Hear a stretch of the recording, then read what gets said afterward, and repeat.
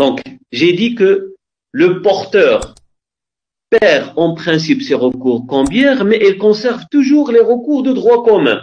Ça veut dire, il va perdre les recours que je vais présenter tout de suite. Les types de recours que je vais présenter qui permettent au porteur légitime de se faire payer rapidement.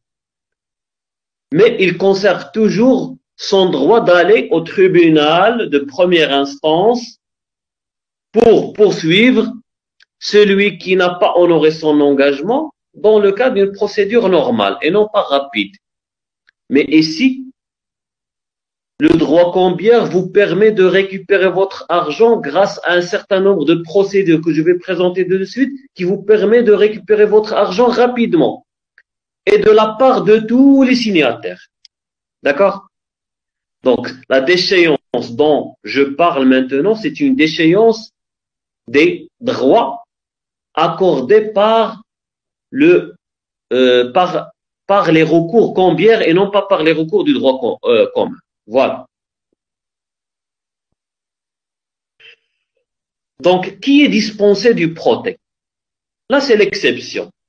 Donc, toute la difficulté en matière des instruments de paiement de crédit et en droit en général, il y a toujours un principe et des exceptions. Donc, quelles sont ces exceptions? Qui est dispensé de ce protect? Vous êtes dispensé du protect en tant que porteur légitime lorsque le tiré est en redressement judiciaire. Dans ce cas, vous êtes dispensé, vous pouvez entamer vos recours sans établir un protect par un huissier de justice. Parce que ce protect que vous demandez, le protect que vous demandez, a été déjà, pourquoi vous demandez un protect? Pour justifier que votre tiré refuse de payer. Mais il y a déjà un jugement de la part du tribunal de commerce qui a condamné le tiré au redressement judiciaire.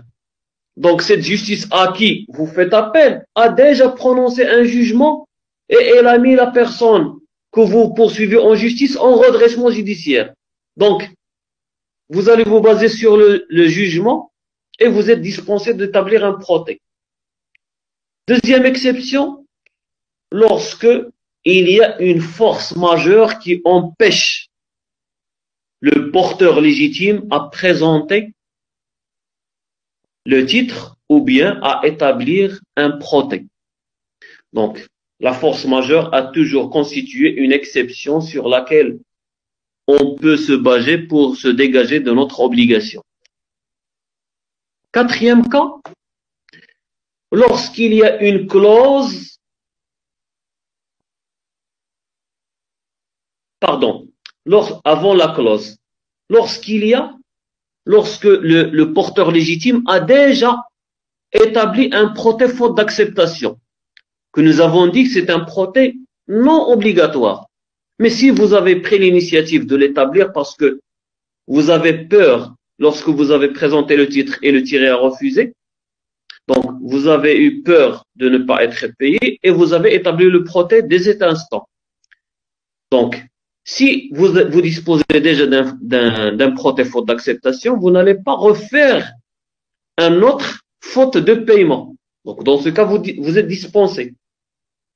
Quatrième cas, lorsque c'est l'un des signataires du titre, soit le tireur, soit l'endosseur, soit l'avaliseur, qui vous a dispensé à travers une clause, à travers une mention facultative qu'il a ajoutée sur le titre,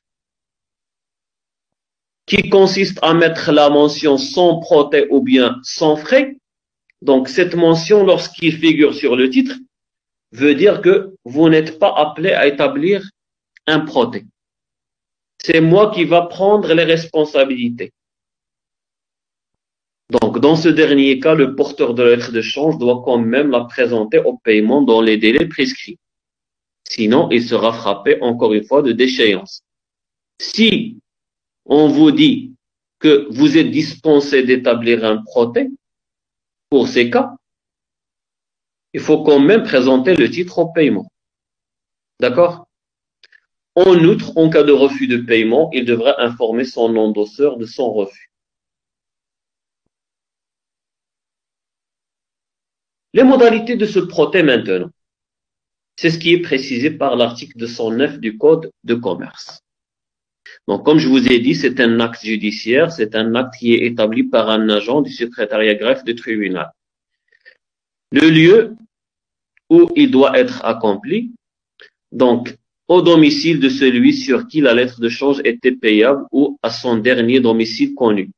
Nous avons dit que le domicile est une mention qui doit figurer sur la lettre de change. Donc, on essaie de se déplacer au domicile du tiré pour établir ce refus de paiement. Ou bien au domicile des personnes indiquées par la lettre de change pour la payer au besoin. Parfois, il y a un certain nombre de personnes qui se portent garant pour payer à la place de cette personne. Ou bien au domicile du tiers, ce qui est accepté par intervention. Parfois, ce qu'on appelle, ce sont les cas du recours non judiciaire, ça veut dire du recours à l'amiable, où une personne intervient pour payer à la place du tiré. Parce que c'est son ami, c'est une personne avec laquelle il a établi des relations commerciales pendant une longue durée. Donc, il est solidaire avec lui, donc il va intervenir, il va payer à sa place. Donc, le tout pour un seul et même acte. En cas de fausse indication du domicile, le protêt doit être précédé d'un acte d'investigation. Donc, si l'adresse indiquée sur la lettre de change est fausse, donc dans ce cas, le huissier de justice doit d'abord faire des investigations, ça veut dire des recherches pour chercher où réside la personne avant d'établir l'acte. Parce que normalement, pour respecter l'interrogatoire, il faut chercher d'abord où cette personne réside. Donc, on va faire des investigations avant d'établir le protêt. Mohamed, je vous écoute. Oui. ماشي بالنسبه لي كنتي قلت لنا المره اللي فاتت حتى الا مشاو يخلص في ديك لا شومبر دو كونت اللي قلت لنا سميتها De compensation. دو كومبونساسيون واه دونك حتى هذيك كتحسب بحال راه مشى لو ليو. Oui, bien sûr. Donc, lorsque son compte est domicilié chez une banque, donc le déplacement chez la banque vaut déplacement au domicile de la personne. Mais la loi a été élaborée à une époque, ou bien a été élaborée de telle sorte que il n'est pas nécessaire que vous disposez d'un compte bancaire pour utiliser une lettre de change. D'accord, Mohamed? Mais dans la pratique, c'est généralement la domiciliation se fait sur le lieu où se trouve domicilié votre compte bancaire. Quelles sont les mentions obligatoires du protêt? Donc, c'est ce que précise l'article 210 du Code du commerce, qui précise que tout protêt doit porter les mentions suivantes. Transcription littérale de la lettre de change, de l'acceptation des endossements et des recommandations qui y sont indiquées. Transcription littérale de la lettre de change. C'est un écrit.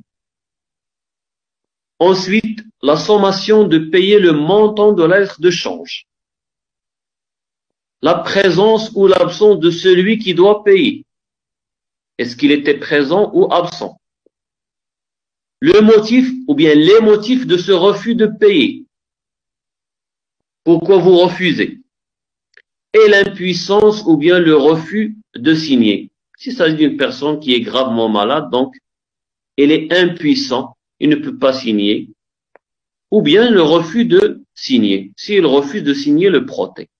D'accord? Donc, ce sont des mentions obligatoires. En l'absence de l'une de ces mentions, le protêt est frappé de nullité. On ne peut pas se baser sur cet acte judiciaire pour entamer les poursuites, pour ouvrir les recours. Est-ce clair? Donc, une fois le protêt est établi, lorsqu'il comporte toutes les mentions obligatoires, on doit procéder à sa publicité. Donc, généralement, on doit le publier d'abord pour aviser les débiteurs cambiaires, pour aviser les autorités judiciaires et pour aviser les services bancaires. Donc, d'abord, on avise les débiteurs cambiaires, le porteur ici doit remonter la chaîne des endossements. Si il y a 100 endosseurs, donc on doit tous les aviser. C'est ce que précise l'article 199 du Code de commerce. Donc, comment cela se fait? Le porteur légitime informe son endosseur dans les 6 jours ouvrables du non-paiement. Donc, une fois vous avez établi le protet, vous avez 6 jours ouvrables. Je dis bien ouvrables. Ça veut dire que les jours de vacances, les samedis, dimanches, ne sont pas comptables.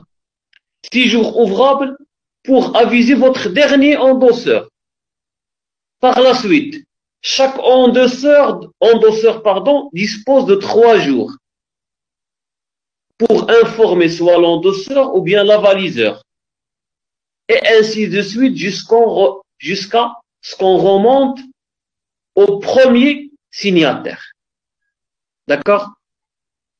Donc, cela veut dire que tout le monde, toute personne qui a apposé sa signature sur le titre doit être avisée au bout de cette période-là. Là, c'est une obligation qui est à la charge du porteur. Mais l'huissier de justice, ça veut dire l'agent notificateur, doit aussi aviser directement le tireur dans les 3 jours qui suivent le protet des motifs du refus de payer. Donc, rappelez-vous bien de ces délais. Sinon, si on ne respecte pas ces délais, chaque signataire ici qui ne respecte pas le délai, soit le délai de 6 jours, soit le délai de 3 jours, sera frappé de déchéance et n'aura pas la possibilité de poursuivre les endosseurs précédents dans le cas du droit cambiaire. Il va perdre ses recours. Deuxième publicité à faire, il faut aviser les autorités judiciaires. Donc, cet agent notificateur, celui qui va notifier, qui va porter à la connaissance des autres, encourt une responsabilité personnelle. Il est responsable personnellement. S'il ne fait pas des copies et il les présente ou bien les inscrit sur un registre tenu au greffe du tribunal. Il doit mentionner le jour, il doit donner un numéro d'ordre et il doit présenter le protet selon la date de son établissement. Ce registre est coté et paraphé. Ça veut dire qu'on ne peut pas retirer une page et la remplacer par une autre.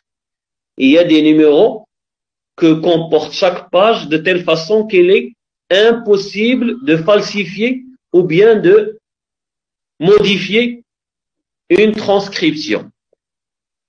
Et elle est vérifiée périodiquement par un juge.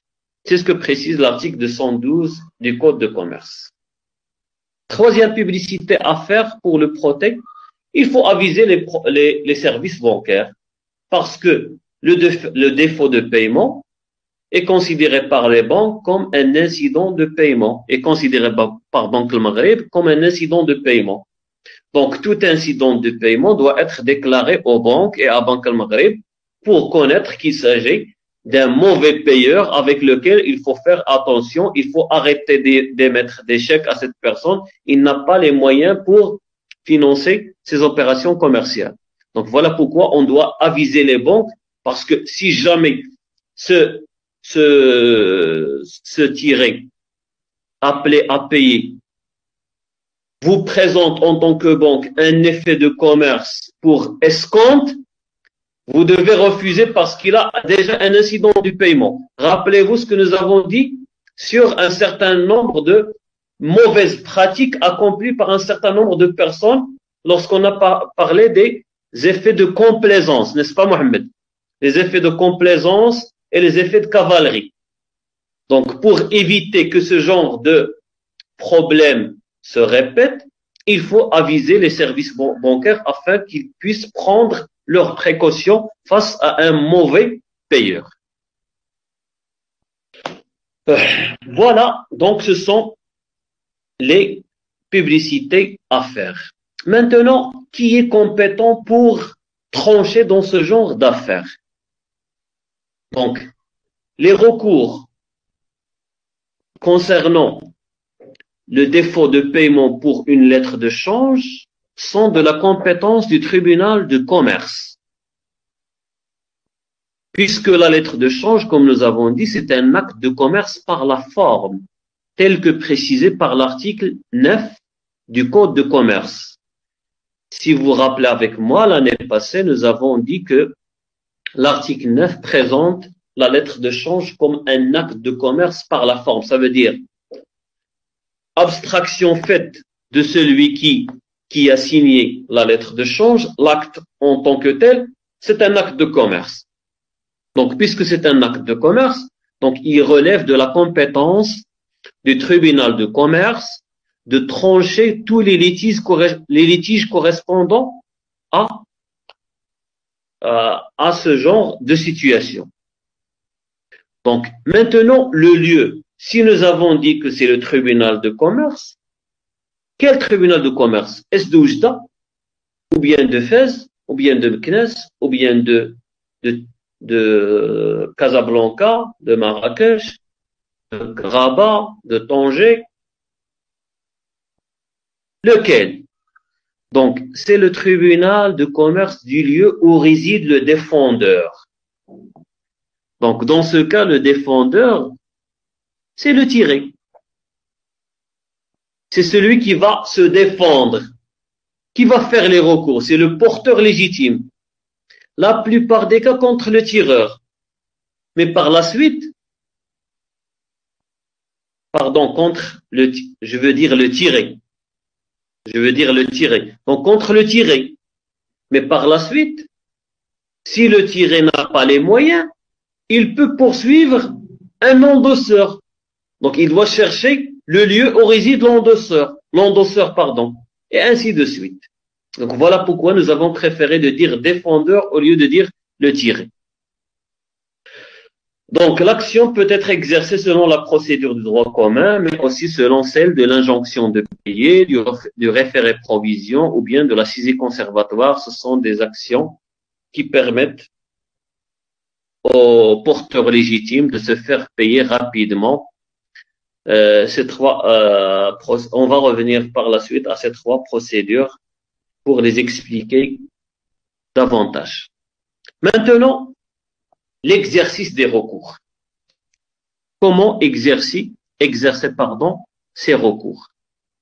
Je parle des recours combien? Donc, tout à l'heure, j'ai dit que les recours diffèrent entre recours judiciaire et recours amiable. Commençons par les recours judiciaires. Donc, j'ai dit que tout créancier combière, je n'ai pas dit porteur légitime, parce que je vous ai dit que lorsque vous êtes porteur, vous poursuivez soit le tiré, s'il a les moyens, s'il n'a pas les moyens, vous poursuivez un endosseur. Lorsque l'endosseur vous paye, vous lui remettez la lettre. Et lui, il devient porteur légitime. Il devient créancier combière. Donc, tout créancier combière dispose à la fois d'un recours combière et d'un recours de droit commun basé sur le rapport fondamental qui le lie à son débiteur. Ça veut dire, il dispose d'un recours combière dont le titre fait foi. Ça veut dire, dans la lettre, vous pouvez vous baser sur la lettre de change pour entamer vos recours, ou bien vous basez sur le rapport fondamental. Qui est le rapport fondamental? C'est cette opération de vente ou bien d'achat qui vous a permis d'obtenir une lettre de change. Donc, pour le porteur, il dispose d'une action en garantie contre les autres signataires de la lettre de change.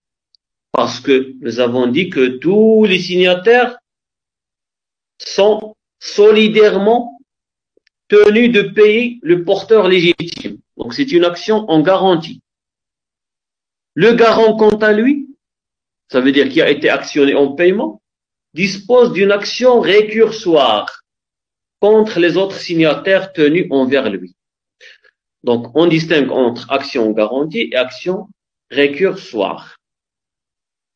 Commençons par l'action en garantie tel qu'il est précisé par l'article 201 du Code de commerce. Ici, le porteur, lorsque je dis porteur, il doit être légitime automatiquement. Donc, le porteur légitime peut exercer l'action contre tout signataire. Et c'est un principe que nous avons toujours répété. Donc, contre tout signataire, soit individuellement, soit collectivement. Toute personne qui serait débiteur de son débiteur sans avoir à respecter un ordre déterminé. Il peut choisir le plus solvable et le poursuivre. Il n'a pas à respecter cette chaîne d'endossement. Le demandeur est en droit de réclamer non pas seulement ce qui figure sur la traite, comme montant intégral ça veut dire la somme transcrite sur la lettre avec les intérêts conventionnels, mais aussi il peut demander tous les frais qu'il a engagés pour arriver à cette situation et demander des dommages-intérêts. Ça veut dire, si le montant, par exemple, de la traite est de 100 000 dirhams, si cette traite comporte des intérêts conventionnels, ça veut dire qui ont été ajoutés par le tireur. Donc, on va ajouter les intérêts au montant principal et à cela, il peut demander d'ajouter tous les frais qu'il a engagés, frais judiciaires, frais d'établissement du proté, frais de notification, ainsi de suite. Et les dommages-intérêts, ce qu'il a perdu, les pertes à gagner à cause de ce retard. Donc, il peut demander jusqu'à, si la traite comporte 100 000 dirhams, il peut demander 120, 130 000 dirhams. D'accord? Cependant, cette action en garantie, qui est une action que vous pouvez intenter contre tout signataire de la traite, il ne vous est pas permis de l'utiliser à n'importe quel moment. Vous avez un délai bien déterminé pendant lequel vous pouvez exercer votre action. Sinon, votre action sera prescrite. Donc, c'est ce qu'on appelle la prescription. En tant que porteur, vous avez 3 ans à compter de l'échéance pour intenter votre action contre le tiré accepteur. Ça veut dire, si vous disposez d'une lettre de change sur laquelle le tiré a apposé sa signature comme quoi il a accepté et le jour de paiement, il refuse de payer, vous établissez le proté de refus de paiement et vous avez un délai de 3 ans pour intenter votre action. Au-delà de ces 3 ans, vous êtes frappé de prescription. D'accord? Ensuite, vous avez un an à dater du proté ou de l'échéance en cas de clause de retour sans frais. Si le tiré ou bien un avaliseur vous a dispensé d'établir un proté, vous avez un an pour intenter votre action contre les endosseurs et contre le tireur. D'accord? Contre les endosseurs et contre le tireur. Voilà les 2 délais que le législateur accorde au porteur pour intenter son action en garantie contre tous les autres signataires de la lettre de change. À côté de cette première action, de ce premier recours, nous avons aussi ce qu'on appelle la procédure d'injonction de pays. C'est un autre recours que permet la loi pour un porteur légitime d'une lettre de change. Il s'agit d'une procédure qui est rapide et qui est peu coûteuse. Il peut être introduite par le créancier lui-même. Il doit présenter une requête en injonction de payer à qui? Au président du tribunal de commerce. Dans ce cas, c'est le président du tribunal de commerce qui est compétent pour trancher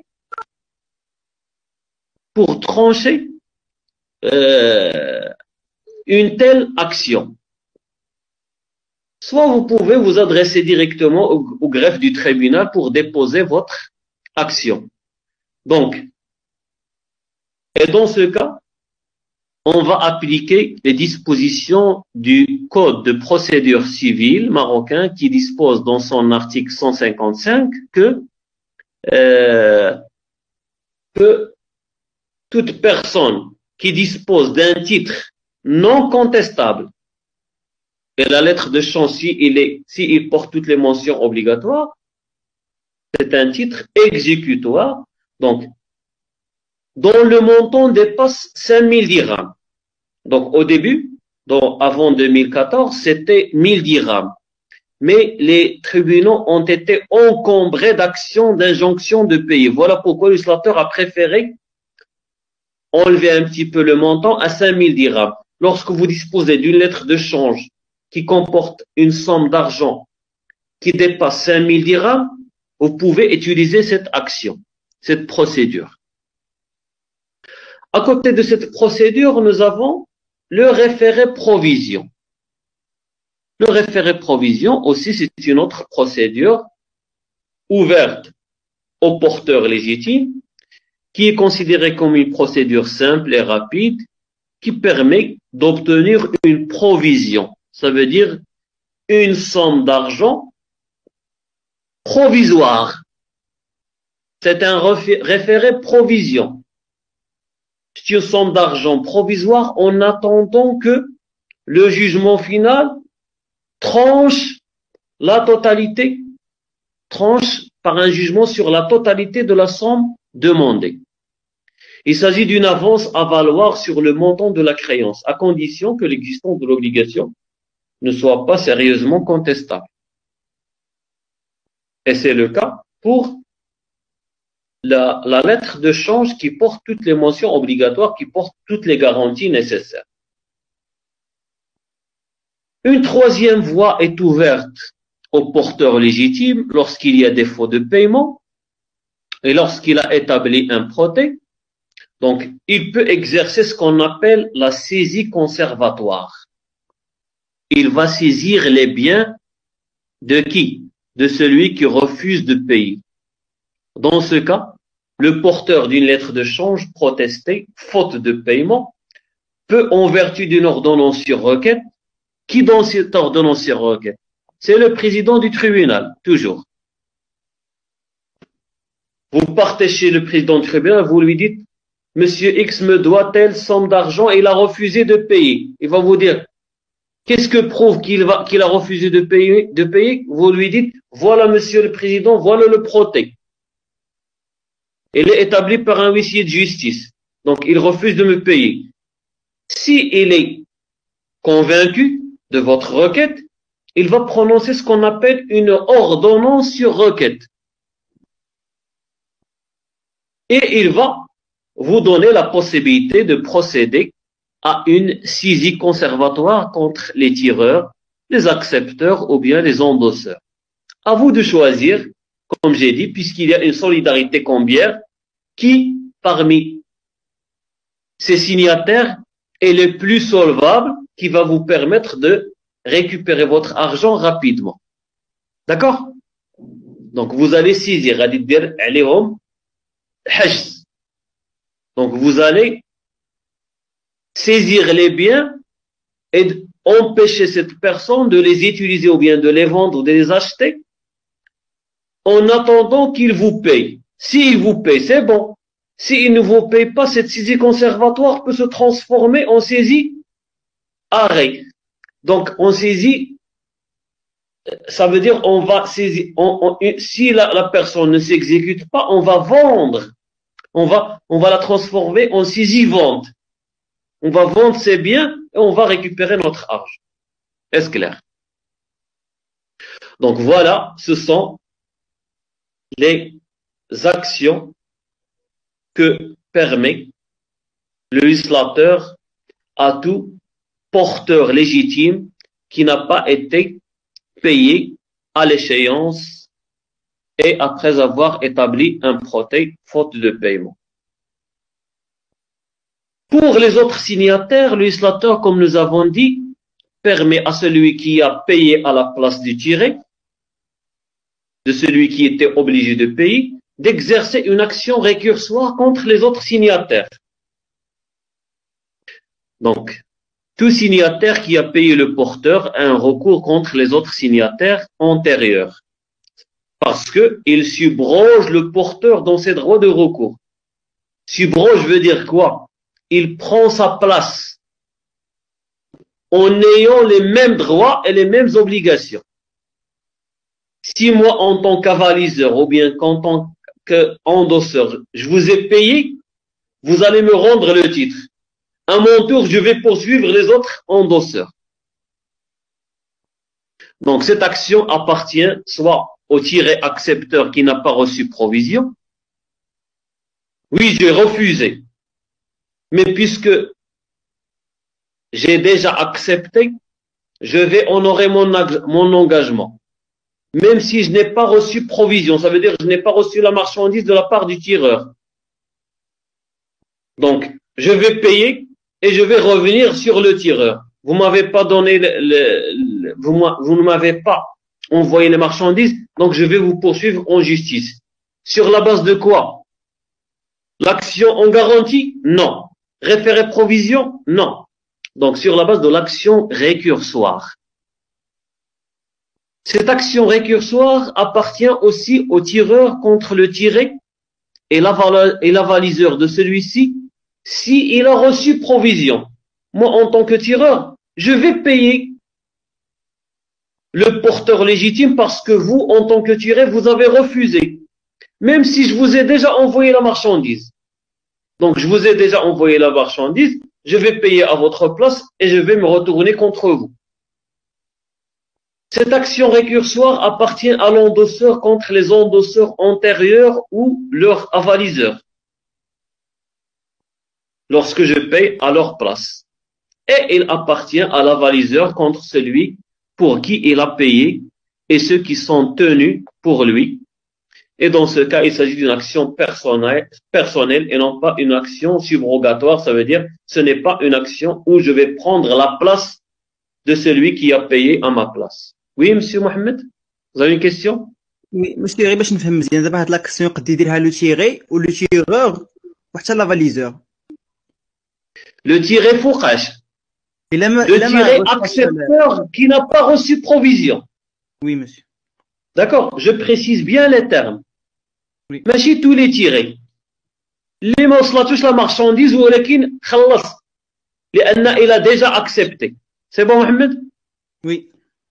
Le tireur contre le tiré et l'avaliseur de celui-ci, s'il a reçu provision. D'accord? Ainsi de suite. Donc voilà, cette action récursoire est ouverte à ces personnes-là dans ces situations précises. Quel est l'objet maintenant de cette action? Qu'est-ce qu'on demande à travers cette action? On demande le remboursement de la somme effectivement payée en principal intérêt et frais, augmenter des intérêts échus au taux légal depuis la date du paiement et des frais que le demandeur a fait. Donc, ça veut dire, si j'ai payé 100 000 dirhams, je peux demander 110. Ces 10 000 dirhams correspondent à tous les frais et au taux légal parce que nous sommes dans le cadre d'opérations commerciales. Rien n'est gratuit. Le temps, c'est de l'argent. Puisqu'il y a un retard, puisqu'il y a des frais qui ont été engagés, le tout doit être supporté par celui qui est obligé de payer. Donc, on ne laisse rien sans contrepartie. Donc, cette action récursoire est aussi frappée de prescription. Il y a un certain nombre de délais à respecter. Donc, le délai, il y a un seul délai qui est de 6 mois pour exercer votre action récursoire. Soit du jour où vous avez remboursé en cas de recours amiable, soit du jour où il a été actionné en paiement en cas de recours judiciaire. Qu'il s'agit de recours, ça veut dire que vous avez payé volontiers sans que cela soit porté devant la justice, ou bien que vous avez payé soit suite à une décision du président du tribunal de commerce. Donc, vous avez 6 mois par la suite pour exercer votre action contre le tireur, contre les endosseurs, dans les cas que nous avons présentés tout à l'heure. D'accord? Donc, passé ce délai, vous ne pouvez plus exercer une action récursoire, mais vous pouvez tout simplement aller au tribunal de première instance, exercer votre recours dans le cas du droit commun en se basant sur le rapport fondamental et non pas sur le titre qui est la lettre de change. Donc, cela dit, j'ai dit que les recours ne sont pas toujours judiciaires. Il n'y a pas toujours un contentieux qui est porté devant la justice. Dans plusieurs cas, les personnes présentent le paiement volontiers, sans qu'il y ait une contestation portée devant la justice. C'est ce qu'on appelle le recours amiable. Et c'est justement la solution la plus envisageable et la plus sage en matière de commerce. Parce que lorsqu'on se dirige à la justice, nous sommes tous perdants. Donc voilà pourquoi les commerçants préfèrent régler leurs litiges à l'amiable sans recourir à la justice. Le porteur, dans ce cas, se retourne contre un signataire qui paye le porteur et le porteur lui remet la lettre de change, ainsi que le protêt un compte acquitté, justifiant qu'il a été payé. Celui qui paye fera de même, sinon et engage les recours judiciaires en cas de refus de son endosseur. Ça veut dire, si j'ai établi un protêt, ça justifie que le tiré refuse ou bien n'a pas les moyens de payer. Donc, je vais me retourner contre mon endosseur. Monsieur X, voilà, je vous présente le protêt. Monsieur Y, le tiré, n'a pas les moyens. Vous allez payer à sa place. D'accord, je paye. Vous allez me remettre la lettre de change et je vais me retourner contre mon endosseur. Et ainsi de suite. Si l'un de ces endosseurs refuse, dans ce cas, je me dirige vers la justice. Si le tireur ne dispose plus de l'effet en question, parce qu'il l'aura endossé ou escompté précédemment, il est possible d'obtenir du tiré une avance pour éviter tout litige avec l'organisme de crédit et revoir ensuite ensemble les modalités d'une nouvelle traite. Donc, moi en tant que tireur, avant même de l'endosser, je l'ai perdu. Ou bien je l'ai escompté précédemment. Donc, dans ce cas, je peux demander une avance à l'amiable, bien sûr, à l'amiable, pour éviter un litige avec l'organisme du crédit. Ça veut dire avec ma banque. Et par la suite, je vais me mettre d'accord avec vous, puisque nous avons des relations commerciales qui durent depuis longtemps, pour émettre une nouvelle lettre de change correspondant au montant restant. Oui, Mohamed? في هذه الحاله اللي قلتي لنا من بحال لو بورتور اللي جيتي في الاول ما بغاش يخلصوا له تيغي ومشى عند لوندوسور عاوتاني داك لوندوسور بغى يمشي عند لوندوسور الاخر ما بغالوش هنا لوندوسور شنو غادي يدير واش غادي يبدا يدير في الاول يعني غادي يدير اون اكسيون ريكورسوار ولا يعاود من الاول يدير حتى هو ان بروتي عاوتاني ديالو ويمشي عاوتاني يعني بحال عاود من الاول Non, il va faire une action récursoire. Lorsque je parle de justice entre les endosseurs, c'est une action récursoire. le protêt est déjà établi par le premier porteur. Si le porteur ne dispose pas d'un protêt, il ne peut exercer ni recours amiable ni recours contentieux. Fahmna, c'est Mohamed.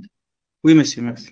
Donc j'ai dit il faut respecter le délai de 5 jours après l'échéance pour établir le protêt.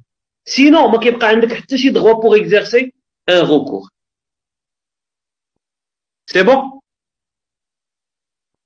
C'est bon?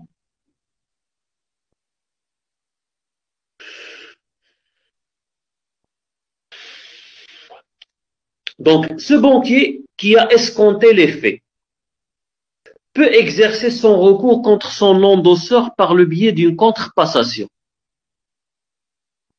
Qu'est-ce qu'une contrepassation? Ça veut dire le banquier dispose de deux rubriques sur le compte d'une personne. Une rubrique débit et une rubrique crédit. Lorsqu'il escompte les faits, il marque le montant dans la rubrique crédit. C'est un compte créditeur. S'il ne paye pas, il va faire une contrepassation et transcrire le montant dans la partie débit. Et dans ce cas, c'est un compte débiteur et non pas créditeur. Donc, il a les moyens, lui, le banquier. Sans avoir recours à la justice, il peut faire une contrepassation. À quoi bon? Certes, il dispose d'un compte bancaire, donc il peut débiter et il peut créditer. Et il a la preuve pourquoi il fait cela. Donc, il aura lieu pour le montant de la lettre de change plus les frais. Le banquier ne perd rien lui aussi. Donc, il va faire une contrepassation, il va transcrire le montant de la traite qu'il a escompté, augmenter de tous les frais correspondants. Il doit d'abord informer son client du défaut de paiement. La contrepassation vaut paiement de sorte que la banque doit remettre la lettre de change à son endosseur de telle sorte qu'il puisse exercer les recours. Parce que si vous ne disposez pas du titre et du protêt, vous ne pouvez pas entamer vos recours. Donc ce sont des conditions. La banque renonce dans ce cas par la contrepassation à exercer les autres recours possibles. D'accord? S'il fait une contrepassation, ça veut dire qu'il a réglé le problème. Une fois l'argent va rentrer, il va débiter, il va prendre son argent.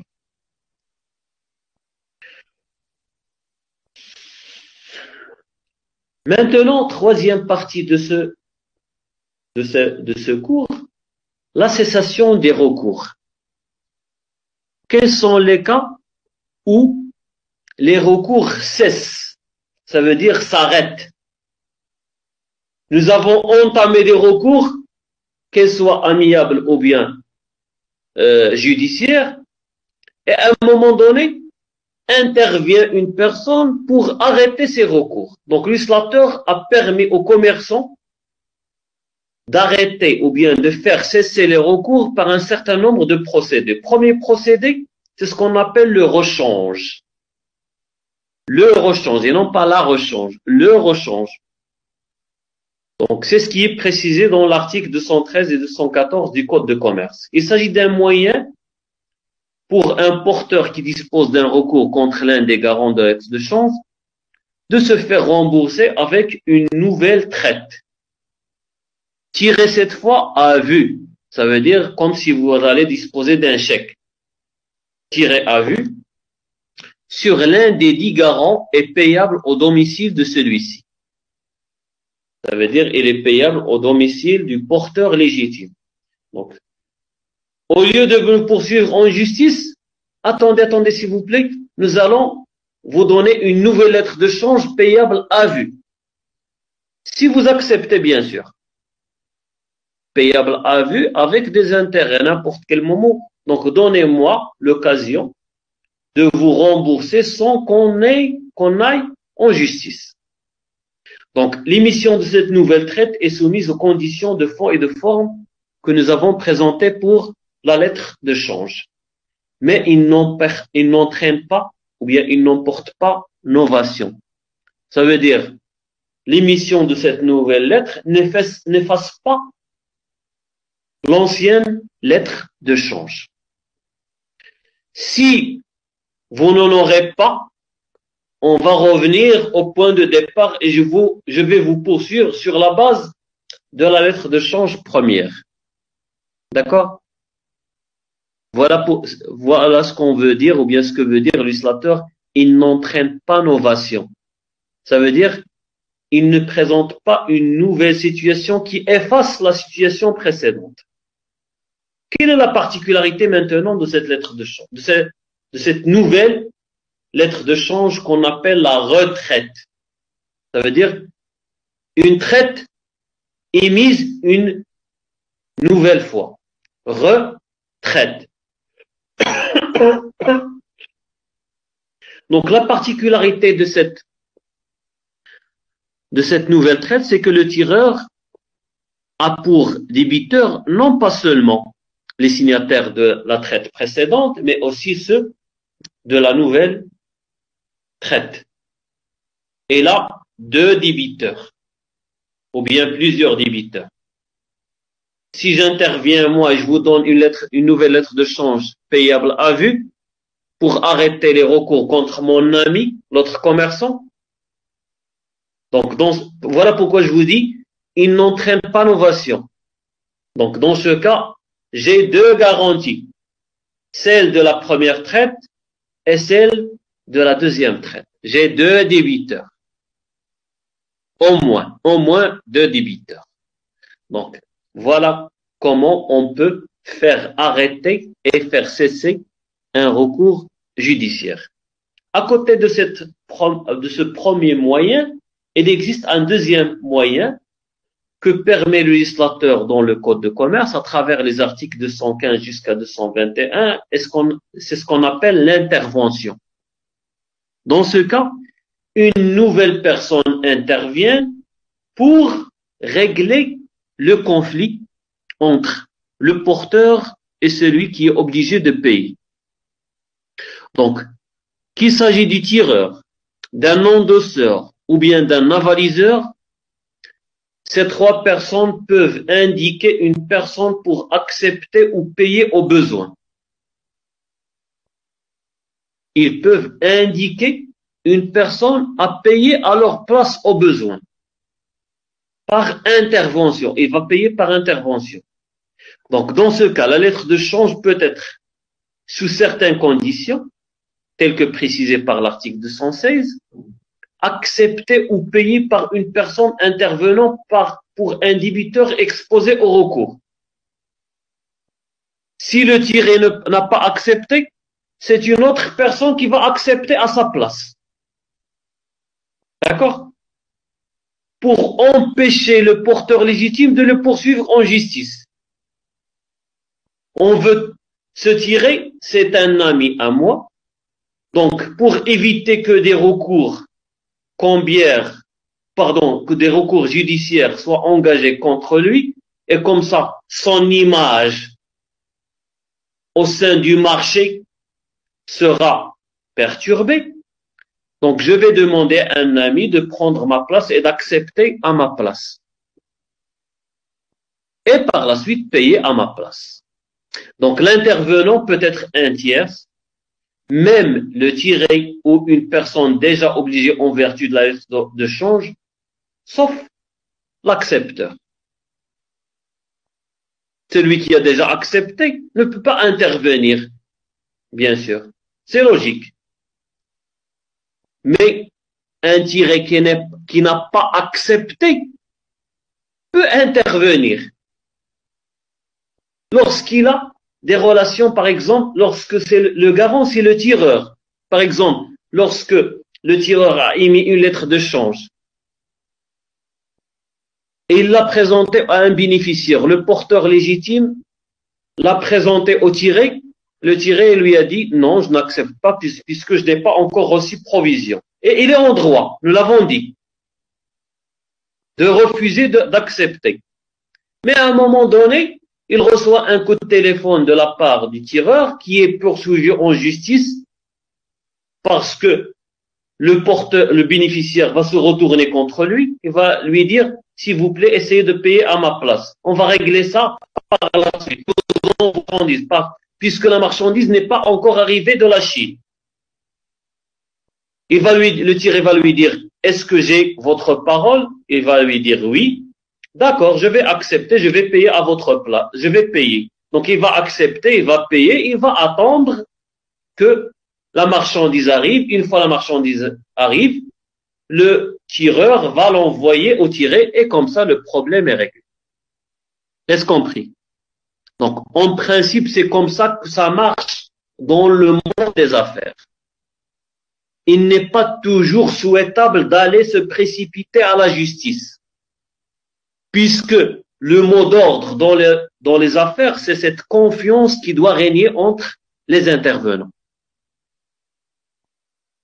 Donc, l'intervenant est tenu de donner, dans 3 jours ouvrables, avis de son intervention à celui pour qui il est intervenu. Sinon, il est responsable. Il va prendre ses responsabilités. Donc, le délai de 3 jours ouvrables, applicable pour aviser pour la publicité du procès, applicable aussi ici lorsqu'il y a intervention. S'il y a lieu, donc du préjudice causé par sa négligence sans que les dommages-intérêts dépassent le montant de la lettre de change. Bien sûr, les montants des dommages-intérêts ne doivent pas dépasser le montant total de la lettre de change. Est-ce clair? Donc ces délais doivent toujours être respectés. Si les délais ne sont pas respectés, si le porteur légitime, si les endosseurs, l'avaliseur, le tireur, le tiré ne respectent pas les délais, ne respectent pas leurs obligations, ils sont frappés de déchéance. Ça veut dire, ils peuvent ne plus avoir la possibilité de recourir à la justice pour obtenir gain de cause. Donc, je l'ai défini ici comme le fait de ne plus pouvoir en obtenir reconnaissance d'un droit en justice. Même si vous êtes en droit, vous êtes créancier d'une somme d'argent, si vous ne respectez pas ces délais, ces obligations, vous ne pouvez pas les obtenir même si vous vous adressez à la justice.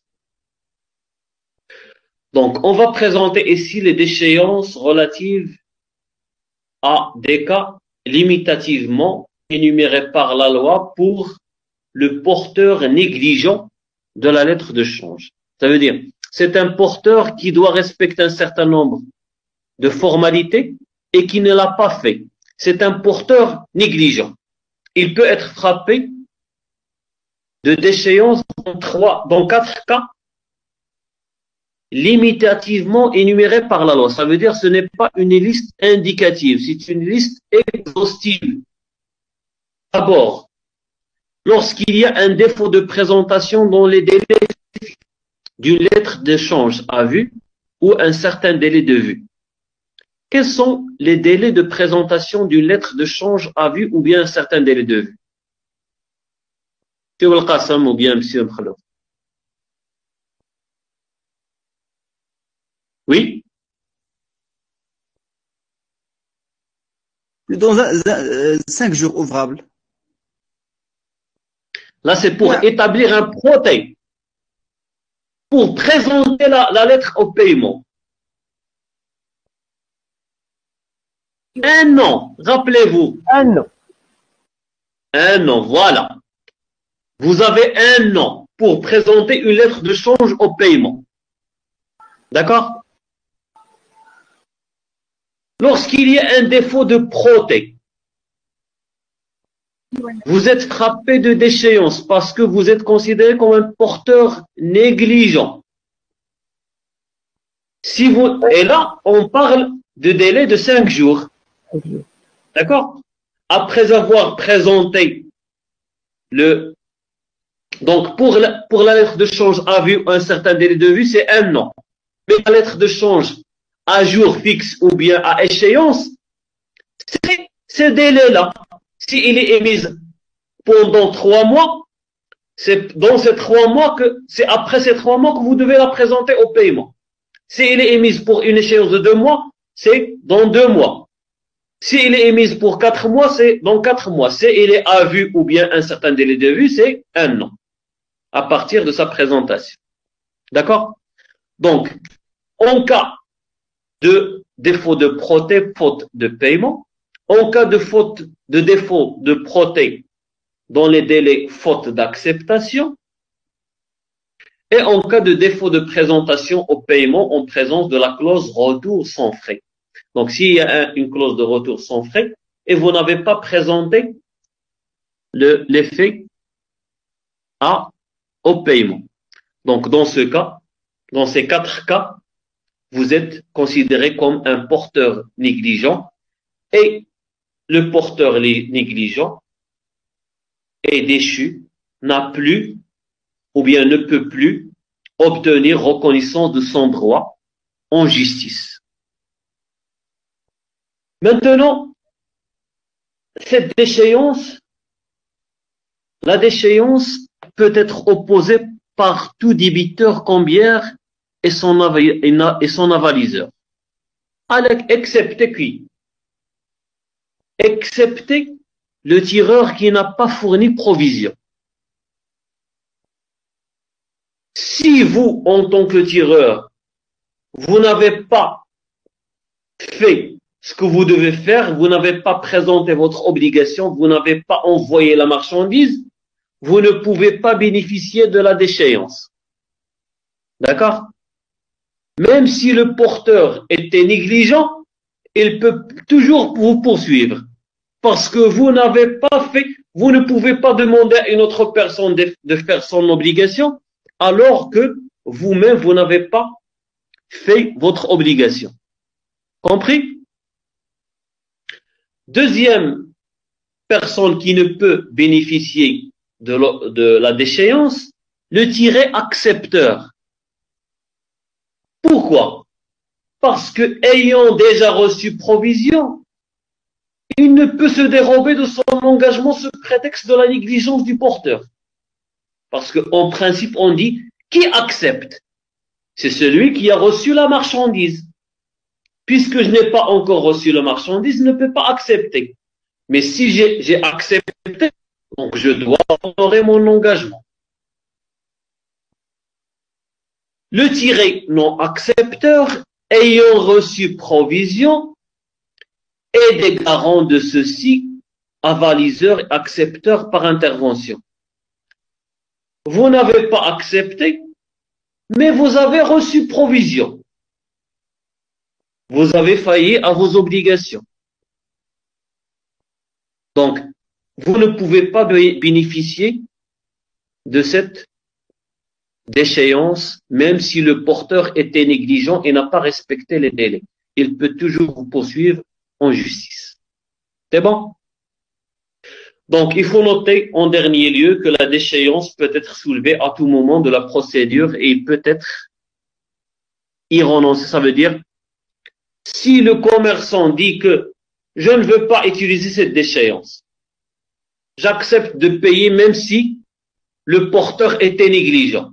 Donc, le législateur dit, oui, je suis d'accord. On règle le problème. Ça veut dire que ce n'est pas une disposition d'ordre public. Ce n'est pas quelque chose qui est contraire à la morale. En tant que législateur et en tant que magistrat, si vous arrivez à vous entendre, même si l'un de vous était négligent, je vous donne mon autorisation de régler le problème. La déchéance aussi ne fait pas obstacle aux actions de droit commun. Et c'est par cela qu'on va finir ce cours en précisant que même si vous perdez votre action cambiaire, même si vous n'avez pas la possibilité de poursuivre la personne dans le cadre du droit cambiaire, en se basant sur la lettre de change, vous pouvez toujours vous baser sur le rapport fondamental, ça veut dire sur le contrat de vente, d'achat des marchandises pour poursuivre la personne en justice sur la base du rapport fondamental et non pas sur la base du rapport Cambière. Donc, et là, c'est la particularité du droit Cambière. Il ne fait pas disparaître les rapports fondamentaux. Ça veut dire le contrat de base. Vous pouvez toujours faire appel à des témoins pour prouver qu'il y a une relation commerciale, que vous avez déjà envoyé la marchandise, que la marchandise n'était pas conforme. Voilà pourquoi je m'abstiens à payer. Donc, et utiliser tous les moyens de preuve possibles pour témoigner, pour prouver qu'il y a une défaillance de la part de votre partenaire afin de demander réparation du préjudice. Donc, ce qui a pour conséquence la non-novation du rapport fondamental par le rapport Cambière. Ça veut dire le rapport Cambière n'efface pas et ne remplace pas le rapport fondamental. Certes, le rapport Cambière permet de se faire rembourser rapidement parce que vous avez un titre exécutoire qui est la lettre de change. Mais si vous n'arrivez pas, dans tous les cas, à se faire payer parce que vous étiez négligent, parce que vous avez oublié de faire une formalité, vous pouvez toujours se baser sur votre rapport fondamental pour poursuivre votre partenaire en justice. Donc, les rapports Cambière ne font donc que s'ajouter aux rapports fondamentaux. Ils coexistent et demeurent indépendants l'un de l'autre. Cependant, cette indépendance du principe comporte des dérogations, car il y a des interférences positives et négatives. Donc, commençons par les interférences positives. Donc, ces interférences positives pour le bénéficiaire et pour le porteur peuvent concerner plusieurs cas et en plusieurs raisons. Donc, d'abord, ce rapport s'ajoute à une action fondamentale. Ça veut dire que l'action Cambière s'ajoute à l'action Cambière. L'action Cambière s'ajoute à l'action fondamentale. Ce sont deux actions qu'on peut intenter. Vaut mieux poursuivre le commerçant avec l'action Cambière parce qu'ils permettent de gagner du temps et de l'argent. Si ça n'aboutit pas, vous pouvez revenir au rapport fondamental et le poursuivre pour l'action fondamentale. Deuxième raison, la remise de la traite à un tiers emporte en principe transfert de la propriété de la provision. En principe. Mais ce n'est pas toujours le cas. C'est-à-dire cession de créance simplifiée. C'est une cession de créance simplifiée. Exemple, de l'influence du rapport Cambière sur le rapport fondamental, simplification de la cession de créance civile. Donc, je peux prouver que j'ai envoyé la marchandise au tiré. Même si je ne dispose pas de son acceptation sur le titre, je peux prouver que j'ai envoyé la marchandise, donc il doit me payer. D'accord? Troisième raison, le transfert Cambière de la traite emporte l'inopposabilité des exceptions. Bien sûr, avec des limitations, comme nous l'avons vu précédemment. Donc, ce principe d'inopposabilité des exceptions comporte quand même des exceptions. Il n'est pas utilisé ou bien appliqué d'une manière absolue. Pour ce qui est des interférences négatives, le rapport fondamental est affaibli à cause de l'opposabilité des exceptions personnelles dans le rapport Cambière. Donc, bien sûr, dans le rapport Cambière, dans le rapport fondamental, le rapport fondamental est affaibli à cause de l'opposabilité des exceptions personnelles. Ça veut dire que dans le rapport fondamental, il est plus difficile d'arriver à recevoir votre argent puisque les personnes peuvent vous opposer plusieurs exceptions qui peuvent se rapporter à plusieurs causes alors que dans le rapport cambiaire, il suffit d'avoir un titre, et ce titre, lorsqu'il comporte toutes les mentions obligatoires, c'est un titre exécutoire sur lequel peut se baser le juge pour vous octroyer votre argent le plus vite possible. Donc voilà, c'était la conclusion que j'ai réservée à cette partie réservée à la lettre de change qui est le premier instrument de paiement et de crédit. Je sais très bien que c'est un moyen dont la réglementation juridique reste difficile à cerner, à maîtriser.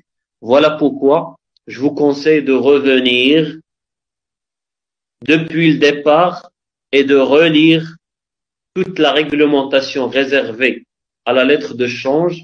Si jamais vous trouvez des difficultés à comprendre quoi que ce soit, n'hésitez pas à me contacter par écrit pour qu'on puisse expliciter davantage afin de simplifier la compréhension de la matière.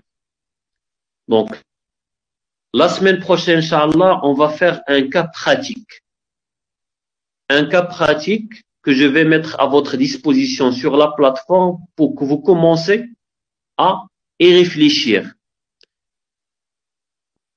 Je ne sais pas si je peux programmer une séance avant le vendredi pour qu'on puisse faire le corrigé du cas pratique après l'avoir travaillé chez vous. Donc, vous allez le faire individuellement ou bien par binôme si vous arrivez à le faire.